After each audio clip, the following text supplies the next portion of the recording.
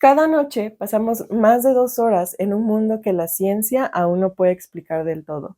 Un mundo en el que volamos, hablamos con personas que ya no están o que pasan cosas que en la vida real jamás pasarían.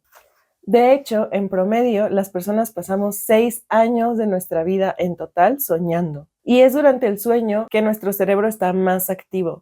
Hoy quiero que exploremos juntos el mundo de los sueños, desde lo que creían civilizaciones antiguas hasta lo que dice la neurociencia moderna.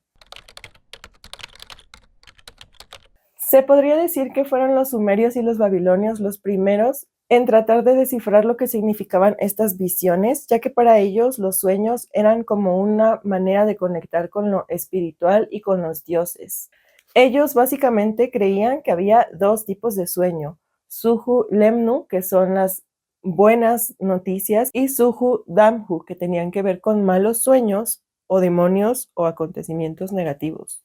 A través de los sueños, ellos se guiaban para anticipar guerras, cosechas, nacimientos o enfermedades.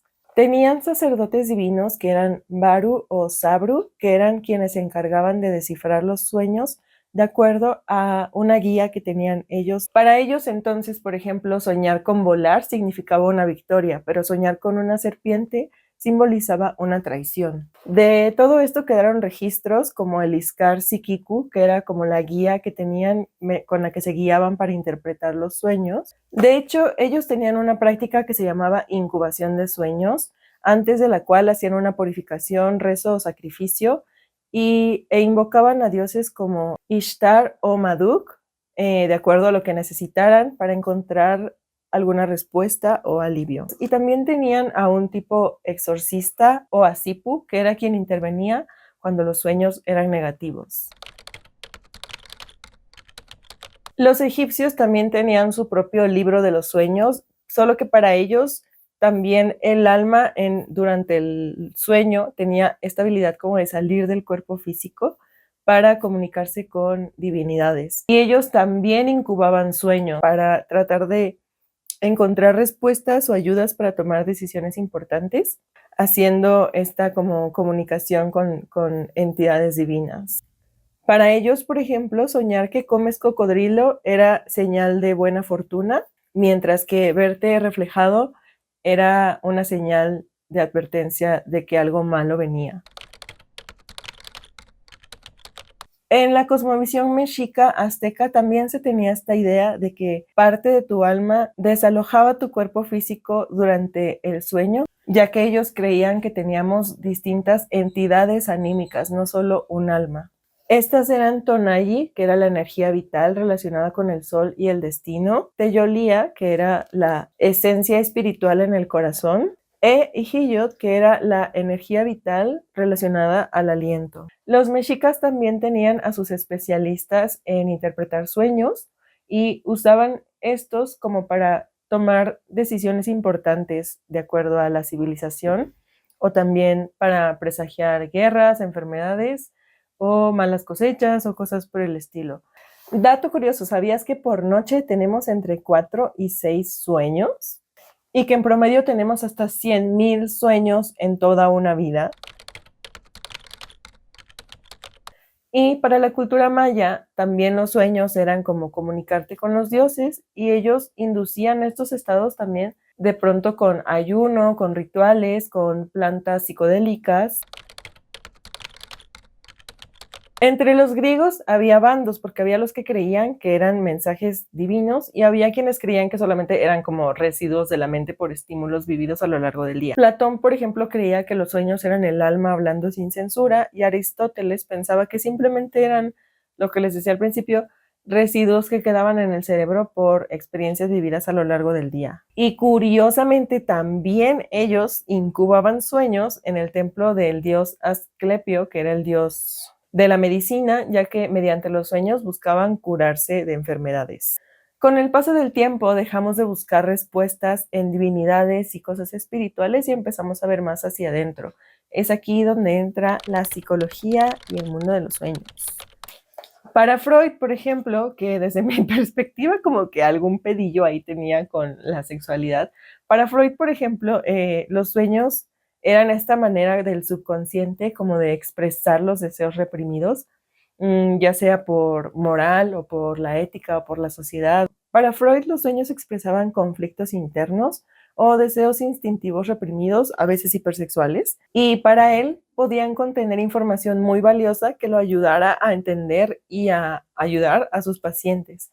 Es así como en 1899 publica su libro La interpretación de los sueños, en el que explica que las experiencias en edades tempranas influyen en gran medida a la psique y al tipo de sueños que se tengan en la edad adulta. El sueño así se convierte para Freud en una herramienta en la que se puede llegar a desenterrar lo que estaba en el inconsciente y traerlo de forma consciente a la realidad y para poder trabajarlo. Claro que esto estaba acompañado de una interpretación, como era libre, creo, decía él, en la que el paciente tenía que explicarle el sueño y las primeras ideas que se le venían de acuerdo a los símbolos que había en ellos, ¿no? Dato curioso, los animales también sueñan, o eso es lo que se cree, porque también se ha detectado que pasan por la etapa de Rapid Eye Movement. Para él existían 3 tipos de sueño: los que son fieles a la realidad y que están relacionados a sueños aceptados por la conciencia, pero aún no conseguidos; los que representan deseos reprimidos, que por lo general son poco lógicos y necesitan ser interpretados; y los sueños que representan deseos reprimidos, pero que aparecen tal cual, sin censura y sin restricciones morales. Y él separa 2 niveles de interpretación de sueños: el contenido manifiesto, que es lo primero que recordamos al despertar y que tiene que ver con deseos inconscientes; y el contenido latente, que es el significado oculto de los sueños formado por miedos, deseos y conflictos internos. Jung, en cambio, cuya visión me gusta más, aquí entre nos, tenía el concepto de que los sueños son como un diálogo interno que ocurre entre nuestro consciente y nuestro inconsciente mediante símbolos que nos intentan ayudar a ser la mejor versión que podríamos llegar a ser. Él introdujo el concepto de inconsciente colectivo, que supuestamente, en el que supuestamente habitan arquetipos, pero según él eran como señales universales, aunque ya después los descubrimientos arqueológicos revelaron que en realidad había como muchas fallas en su lógica. Entonces, como tal, no existe símbolos universales de los sueños, sino que siento que cada sueño tiene que ser interpretado por el que lo sueña y de acuerdo a sus vivencias personales. Dato curioso, la tabla periódica fue soñada por Mendeleev. Jung hablaba también que había sueños de compensación, que eran sueños que trataban de nivelar como actitudes extremas, por ejemplo, que tú te sintieras demasiado positivo y muy seguro sobre una situación, pero sueñas que algo sale mal.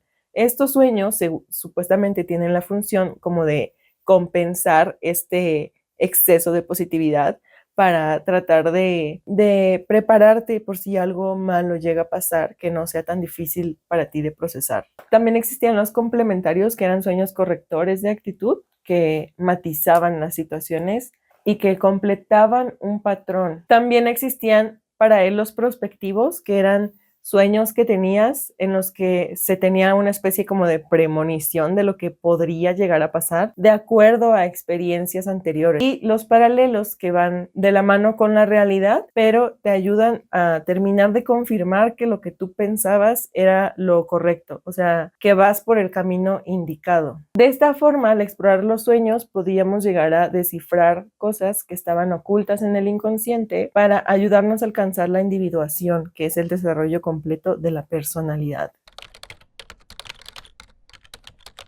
Los sueños también han sido material para películas, series, canciones, escritos y arte pictórica. De hecho, varios artistas surrealistas eran muy adeptos a las ideas de Freud, ya que mediante el arte buscaban romper esta línea de lo racional y lo que estaba en el inconsciente. Entre las figuras más importantes del surrealismo tenemos a Leonora Carrington, Remedios Varo, entre otros. De hecho, podemos ver en la obra de Leonora Carrington y de Remedios Varo que hay una representación como muy de esta onírica, muy fantasiosa, con muchos símbolos que a veces no pueden ser interpretados del todo con claridad o fiel a lo que la pintora quería reflejar, sino que la única forma de ser interpretado es mediante el pintor, de acuerdo a sus experiencias. Y eso habla de cómo el contexto también marca mucho el tipo de sueños que vas a tener, porque por ejemplo, en contextos de guerra o de conflicto aparecen más sueños de persecución, mientras que en ciudades modernas hay más sueños como de trabajo, de escuela o de cosas por el estilo. Dato curioso, la obra de Frankenstein nace de un sueño que su escritora Mary Shelley tuvo, en el que se imagina a un científico dándole vida a un cadáver.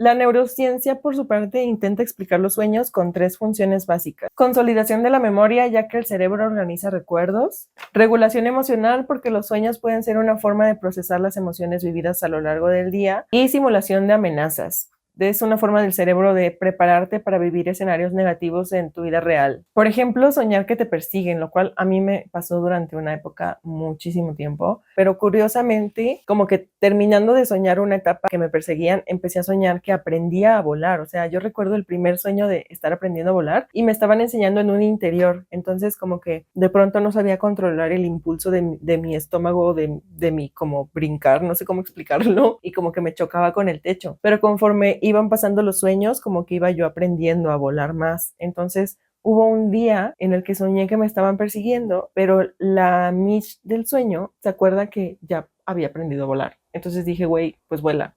Y entonces me estaban persiguiendo y yo simplemente como que brincaba y hacía como un esfuerzo raro en el estómago para mantenerme como en el aire y siempre huía volando. Entonces a partir de ahí, cada vez que soñaba que me perseguían, huía volando, güey. O sea, lo cual no me sirve en la vida real, si te pones a pensarlo. Ya después, en muchos sueños más adelante, he soñado que vuelo, pero ya nada más como para convivir, ¿sabes? Como para cotorrear, como para irme a ver paisajes. Y he tenido unos sueños en los que vuelo, que neta, o sea, unas vistas que yo no sé de dónde mi cerebro saca tantos escenarios tan chidos.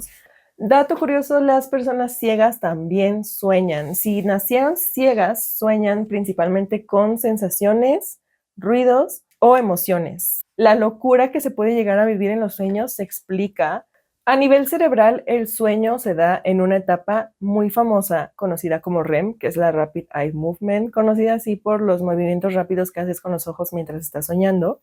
En esta etapa pasan cosas muy interesantes en el cerebro. Número 1, la amígdala está súper activa, que tiene que ver con emociones intensas. Es por eso que los sueños a veces se pueden sentir muy reales, al grado de que si sueñas algo muy feo, te puedes despertar llorando. El hipocampo, que está relacionado con la memoria, trabaja un poco menos, por eso olvidamos hasta el 90% de nuestros sueños, y cuando despiertas es muy probable que solamente recuerdes el último sueño que tuviste. La corteza prefrontal es así de plano, salió del chat, es la que tiene que ver con la lógica. Entonces, por eso a veces los sueños son cosas que dices como por.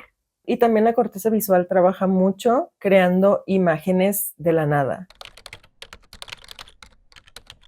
Y obviamente no podíamos hablar de los sueños sin hablar de esta parte creepy, oscura, que da para muchas teorías conspirativas y misterios sin resolver. Una de estas cosas raras que pasan son los sueños lúcidos, que son sueños en los que tú sabes que estás soñando y que de esta manera puedes controlar lo que pasa en los sueños. Y también tenemos la parálisis del sueño, que se da porque tu cerebro ya despertó, pero tu cuerpo como que sigue dormido. Entonces eres completamente consciente y durante este fenómeno la gente puede llegar a ver sombras, escuchar voces, sonidos o sentir cosas extrañas. Aquí en México se le llama que se te subió el muerto y tiene como una explicación más espiritual, como que realmente lo interpretamos como que hay alguien más en la habitación, ¿sabes? Dato curioso, ¿sabías que las caras que sueñas no son inventadas? Son gente que has visto pero que se quedó grabada en tu memoria. También tenemos este fenómeno rarísimo que es el falso despertar, que inspiró la película de Inception, en el que te despiertas dentro de otro sueño. Esto también me ha pasado varias veces y es muy curioso porque tu cerebro como que simula el acto de despertar, pero sigues soñando. Entonces es posible que veas tu cuarto como si estuvieras despierto y que recuerdes detalles muy específicos que lo hagan sentirse muy reales, como si de verdad hubieras despertado. Pero conforme más vas explorando en el sueño, o a lo mejor te paras de la cama y te asomas a la ventana, o intentas interactuar con objetos y ves que no responden de la manera normal, es cuando te das cuenta que sigues dentro de otro sueño. Me pasó, por ejemplo, una vez que desperté en mi cama, o sea, mi cuarto así tal cual, pero algo como que me estaba dando miedo en el sueño y yo sentía la necesidad de tomar mi celular para intentar comunicarme con alguien, y en el momento en el que intento escribir, como que el celular se empieza a hacer mini hasta que desaparece, y ahí fue cuando me di cuenta de que seguía soñando y me desperté ahora sí. Y por supuesto también existen teorías en el internet como que los sueños son puertas hacia otra dimensión, conexiones con vidas paralelas de otra versión de ti mismo. En los años 60 se hizo un experimento en el que básicamente se despertaba a las personas antes de que llegaran a la etapa del sueño REM, y con el tiempo se dieron cuenta de que las personas se volvían más agresivas, más irritables, sufrían problemas de concentración, tenían ansiedad e incluso empezaban a tener alucinaciones, pero que tan pronto los dejaban completar un ciclo de sueño completo, empezaban a volver a soñar. A esto se le llamó REM Rebound y nos habla básicamente de que aunque aún no tengamos claro para qué funciona soñar, es muy necesario, y que básicamente si no sueñas, puedes llegar a perder la razón. Tal vez los sueños no sean mensajes de los dioses, pero sí creo que definitivamente pueden llegar a ser mensajes del inconsciente que nos ayuden a explicar con más claridad quiénes somos o quiénes podríamos llegar a ser. ¿Cuál ha sido el sueño más extraño que has tenido? Te leo en los comentarios. Yo soy Michelle, espero que te haya gustado este video. No olvides suscribirte si es así y dejar tu comentario en la cajita de comentarios. Yo, como siempre, les mando un beso muy fuerte hasta donde quieran en el mundo que estén y nos vemos en el próximo video. Adiós.